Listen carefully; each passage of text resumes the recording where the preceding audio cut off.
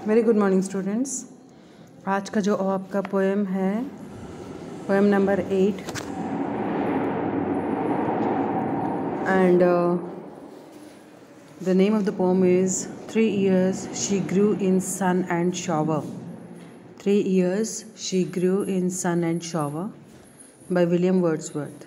William Wordsworth एक nature poet है।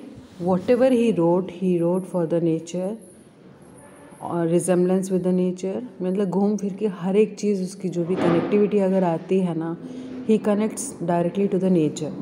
That's why he was always in the romantic age he was termed as nature lover. ठीक है, तो एक तरह से वर्शिप करते थे ये नेचर का। Okay, now about the poem मैं देख लेती हूँ अगर इसका कोई और कुछ दिया हुआ है तो। अगर हम राइटर के बारे में पढ़ते हैं, he is worship of nature. He was born in the Lake District of England in 1770।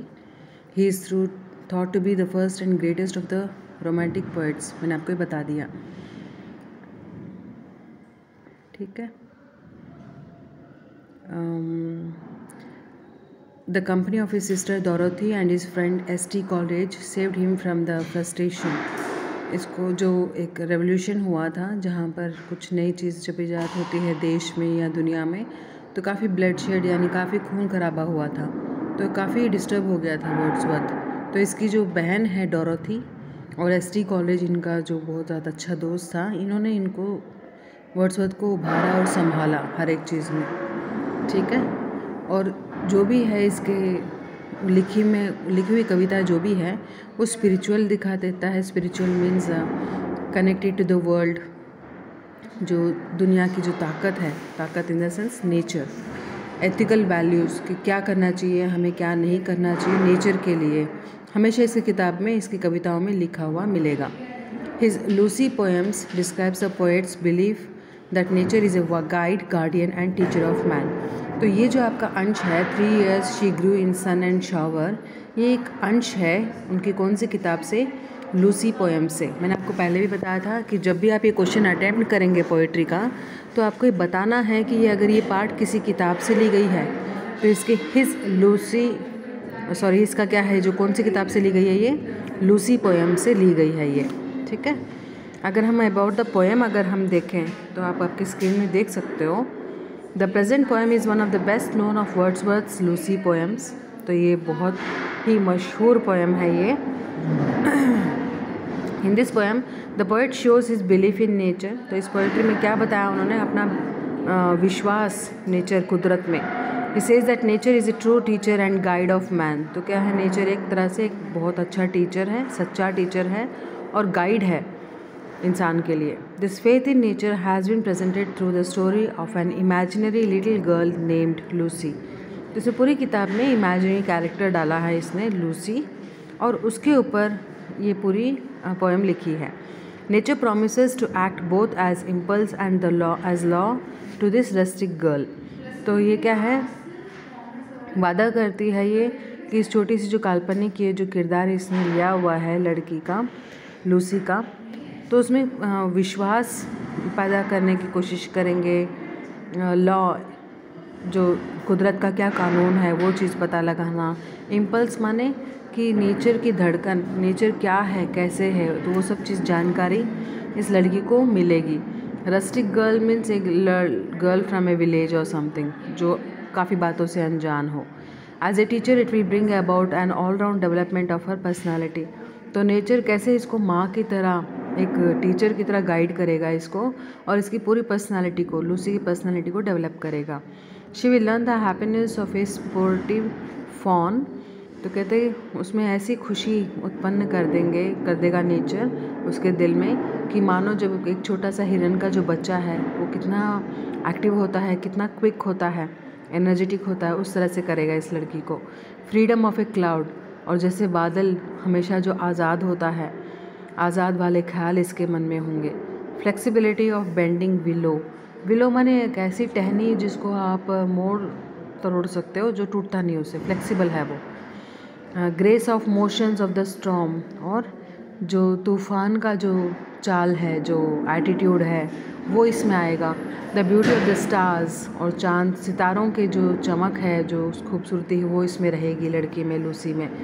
And sweetness of the murmuring reverse, और जब नदी बहती है तो जो उसकी चंचलता, जो उसकी आवाज़ आती है, वो इसमें रहेगी। Nature will give Lucy both physical charm and inward beauty. तो कह रहे नेचर जो है लूसी को ना सिर्फ बाहरी शारीरिक खूबसूरती बल्कि उसकी अंदरूनी खूबसूरती, मानसिक दिल की खूबसूरती भी देगी। She will mould her mind as well as her body. She माने यहाँ पर नेचर हो गया। नेचर माउल्ड यानी बदलाव लाएगा उसके सोच में, उसके दिमाग में और उसकी बॉडी में। लूसी की बॉडी और माइंड के बारे में बात हुआ है। So this is the only core of the poem. ठीक है, तो अगर हम डिटेल्ड अगर समरी अगर हम पढ़ते हैं तो आपको ये याद रखना, this is one of the best known of Wordsworth's nature poem. It describes the story of an imaginative little girl named Lucy. The poet says that Lucy grew up in a sun and shower for 3 years. कहते हैं कि 3 साल तक जो है Lucy परवरिश ली है सूरज और उसके जो किरण, उसके जो आशीर्वाद या उसके तले, रोशनी के तले, वो 3 साल बिताया उसने. Nature was attracted by the beauty of this girl. जो नेचर जो है 3 साल में जब इसको पाला पोसा तो देखा कि बहुत ही खूबसूरत लड़की बनती जा रही है. So it decided to adopt her as its own child. तो इसलिए नेचर ने डिसाइड किया कि इसको मैं अपने बच्चे की तरह इसको मैं पालूंगी. It decided to bring her up according to its own way. तो नेचर ने डिसाइड किया कि हाँ, मैं इसको मेरी नेचर यानी नेचर खुद एक माँ बन के सोचती है कि मेरे सारे जो लक्षण है या स्किल्स है वो मैं इसमें डालूँगी. It promise to be both impulse and law for Lucy. तो वो क्या बताती है कि जैसे वो एक उसके अंदर इम्पल्स माने तरीका भी, किस तरीके से उसको रहना चाहिए और क्या भावनाएं उसके मन में आना चाहिए, ये सब कुछ बताएगी उसमें. As a teacher, nature will bring about an all-round development of the personality of this child. तो वो नेचर क्या किरदार कर रही है यहाँ पर एज ए टीचर. ठीक है.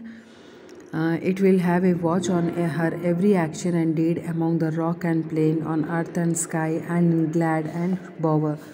तो कह रहे हर जगह जो नेचर है वो इस लड़की के ऊपर नज़र रखेगा, ध्यान रखेगा उसकी हर हरकतों पे, हर काम पे, चाहे वो रॉक पे है, चाहे वो धरती पे है, पहाड़ पे है, चाहे वो धरती पे है, ज़मीन पे है, धरती पे है या आकाश पे है, एवरीवेयर. ठीक है. यहाँ पर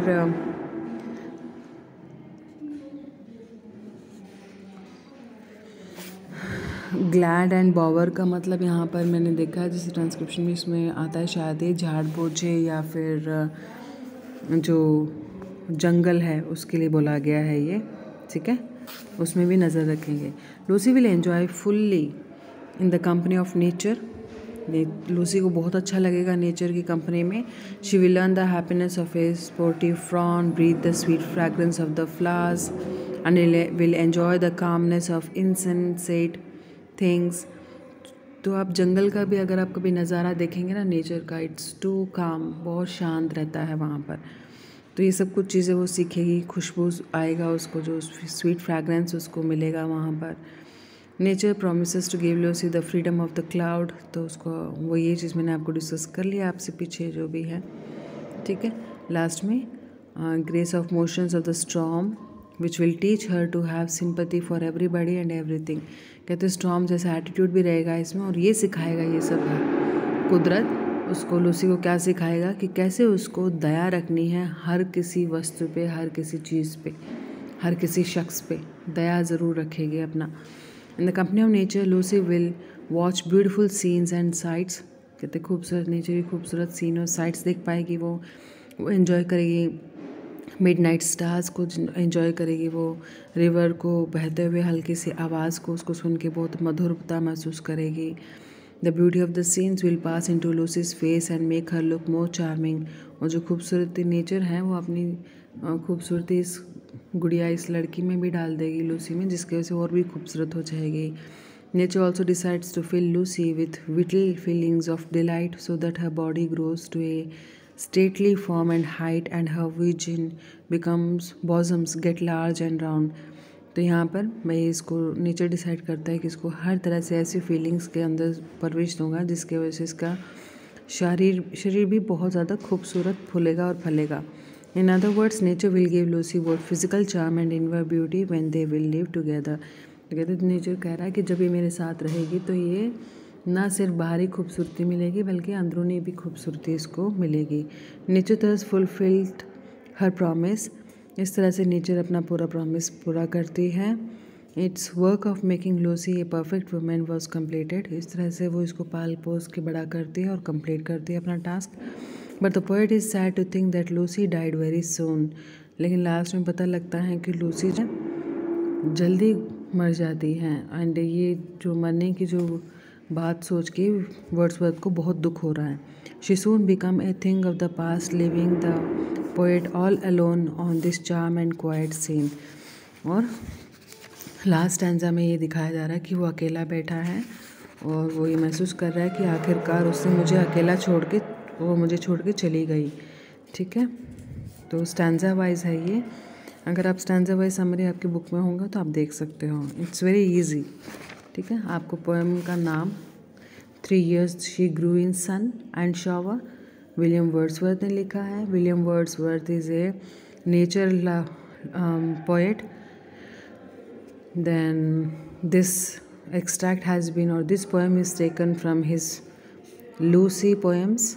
Okay, in this he has created a imaginary character by named Lucy, and she is 3 years old when nature noticed that she is very beautiful girl and nature decides. तो जब 3 साल की थी है तो नेचर डिसाइड करती है कि इसको वो पालेगी पोसेगी इसको बड़ा करेगी. वो करती भी है, नेचर अपना काम पूरा करती भी है, लेकिन लूसी ज़्यादा दिन यानी ज़्यादा लंबी उम्र नहीं जीती है. वो बड़ी होके वो जल्दी मर जाती है. तो इसकी मौत की वजह से वर्ड्सवर्थ को फील हो रहा है कि जैसे वो नेचर में अकेला रह गया है. यानी इतनी खूबसूरत नेचर, हर एक चीज़ जो बहुत ही अच्छी है वहाँ पर ये एकमात्र अकेला रह गया और वो लूसी का साथ छूट गया है. तो इस तरह से कहानी ये पोएम एंड होती है. इम्पोर्टेंस ऑफ नेचर बताया गया है. नेचर को as a teacher as a guide personify किया गया है इसमें. ठीक है, आप ये याद कर लीजिएगा इसमें.